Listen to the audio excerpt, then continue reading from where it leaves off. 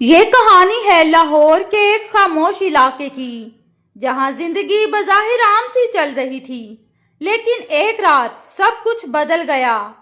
رات 2 بجے کا وقت تھا۔ اندھیری سڑک پر ایک نوجوان علی تیزی سے اپنے گھر واپس جا رہا تھا۔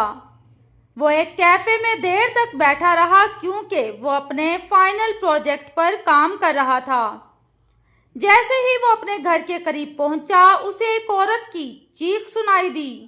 وہ فوراً رک گیا۔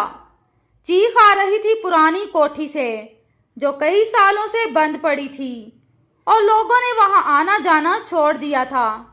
علی کو لگا شاید کوئی مدد مانگ رہا ہے۔ اس نے ہمت کی اور کوٹھی کے مین گیٹ کی طرف بڑھا۔ دروازہ آہستہ سے کھلا، جیسے کوئی اس کا انتظار کر رہا ہو۔ اندر گھپ اندھیرا تھا، صرف ایک کونے میں ہلکی سی روشنی نظر آ رہی تھی۔ علی نے آہستہ آہستہ قدم بڑھائے۔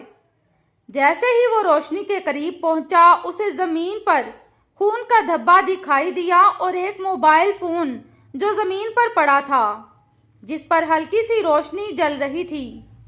فون پر وقت تھا 2:13 دوپہر کے۔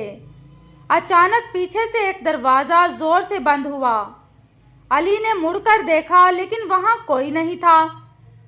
فون اٹھاتے ہی اس پر ایک ویڈیو چلنے لگی۔ ویڈیو میں ایک لڑکی تھی جو رو رہی تھی اور کہہ رہی تھی، اگر کسی نے یہ ویڈیو دیکھی ہے تو پلیز مجھے بچا لو، وہ مجھے مار دیں گے۔ اسی لمحے پیچھے سے ایک سایہ اس پر جھپٹا اور کمرے کی روشنی گل ہو گئی۔ کمرے کی روشنی بند ہوتے ہی علی کے جسم میں سنسنی دوڑ گئی۔ اس نے فوراً جیب سے اپنا موبائل نکال کر ٹارچ آن کی۔ کمرہ خالی تھا، لیکن دیوار پر خون سے کچھ لکھا ہوا تھا، وہ سب جانتا ہے۔ علی کے پیروں تلے زمین نکل گئی۔ فون ابھی تک اس کے ہاتھ میں تھا۔ اس نے ویڈیو دوبارہ چلائی۔ اس بار لڑکی نے کہا، میرا نام مہرین ہے، مجھے 3 دن سے اس کوٹھی میں قید رکھا گیا ہے۔ اگر کسی نے یہ دیکھا ہے تو پلیز پولیس کو بتائیں، وہ مجھے مار ڈالیں گے۔ علی کا دل زور زور سے دھڑکنے لگا۔ وہ تیزی سے کوٹھی سے نکلنا چاہتا تھا، لیکن جیسے ہی اس نے دروازہ کھولا، باہر ایک گاڑی آ کر رکی۔ گاڑی سے 2 آدمی نکلے، کالے کپڑوں میں، آنکھوں پر چشمے، ہاتھ میں کوئی تھیلا تھا۔ علی جلدی سے ایک کمرے میں چھپ گیا۔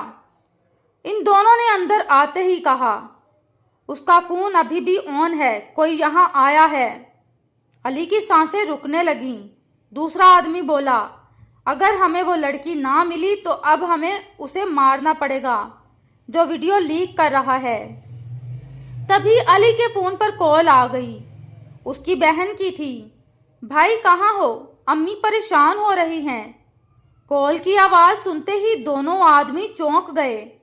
یہیں کہیں ہے فون، آؤ تلاش کرو۔ فون آن ہے۔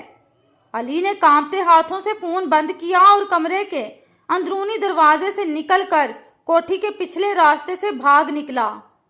جیسے ہی وہ باہر آیا، اسے ایک لڑکی کی آواز سنائی دی، بہت مدھم، جیسے کسی نے منہ بند کر رکھا ہو۔ وہی لڑکی مہرین، کیا وہ بھی زندہ ہے؟ علی رک گیا۔ وہ بھاگ سکتا تھا، لیکن اگر وہ بھاگ گیا تو شاید وہ لڑکی مر جائے۔ علی نے گہری سانس لی، فون سائلنٹ کیا اور آہستہ سے قدم پیچھے بڑھائے۔ آواز دوبارہ آئی، جیسے کسی نے زنجیر ہلائی ہو۔ وہ ایک پرانی دیوار کے ساتھ جھاڑیوں کے پیچھے گیا۔ وہاں ایک پرانا سا زنگ آلود دروازہ تھا، شاید سرونٹ کوارٹر کا راستہ۔ علی نے آہستہ سے دروازہ دھکیلا۔ آواز آ رہی تھی کسی کے سسکنے کی۔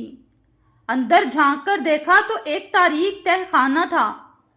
ٹارچ آن کی، نیچے سیڑھیاں تھیں۔ نیچے گیا تو دیکھا ایک چھوٹی سی کوٹری میں ایک لڑکی زنجیروں سے بندھی ہوئی تھی۔ یہی وہ لڑکی تھی، مہرین۔ علی نے فوراً آگے بڑھ کر آہستہ سے کہا، میں تمہیں بچانے آیا ہوں، ڈرو مت۔ مہرین کی آنکھوں میں آنسو آ گئے۔ وہ لوگ واپس آ سکتے ہیں، انہوں نے مجھے یہاں بند رکھا ہے۔ وہ ویڈیو اسی لیے بنوائی تاکہ کسی کو دھمکی دے سکیں، میں نے چپکے سے اپنی اصلی ویڈیو بھی ریکارڈ کر لی تھی، وہی تمہارے ہاتھ لگی ہے۔ علی نے زنجیر کھولی، لیکن تبھی اوپر سے قدموں کی آواز آئی۔ وہ دونوں آدمی واپس آ رہے تھے۔ علی نے جلدی سے مہرین کو اٹھایا اور تہہ خانے کے دوسرے دروازے سے نکلنے کی کوشش کی۔ تبھی ان میں سے ایک کی آواز گونجی، وہیں رک جا۔ علی اور مہرین نے پیچھے مڑ کر دیکھا۔ ان دونوں میں سے ایک آدمی ان پر بندوق تانے کھڑا تھا۔ اگر تم نے قدم بھی آگے بڑھایا تو دونوں کو یہیں ختم کر دوں گا۔ دوسرا شخص تیزی سے قریب آیا اور علی کے چہرے پر حیرت چھا گئی۔ وہ اسے جانتا تھا۔ علی نے دھیرے سے کہا، ذیشان تم؟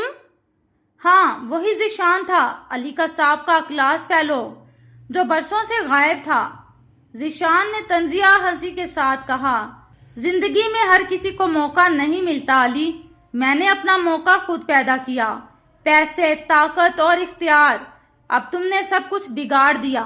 علی نے آگے بڑھ کر بات کرنے کی کوشش کی، ذیشان یہ جو کچھ بھی تم کر رہے ہو غلط ہے۔ ایک بے گناہ لڑکی کو قید میں رکھنا، بلیک میل کرنا، یہ جرم ہے۔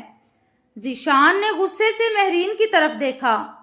یہی تو ہماری غلطی تھی، اس نے سب کچھ ریکارڈ کر لیا تھا، لیکن اب دیر ہو چکی ہے۔ علی نے آہستہ سے ہاتھ جیب میں ڈالا۔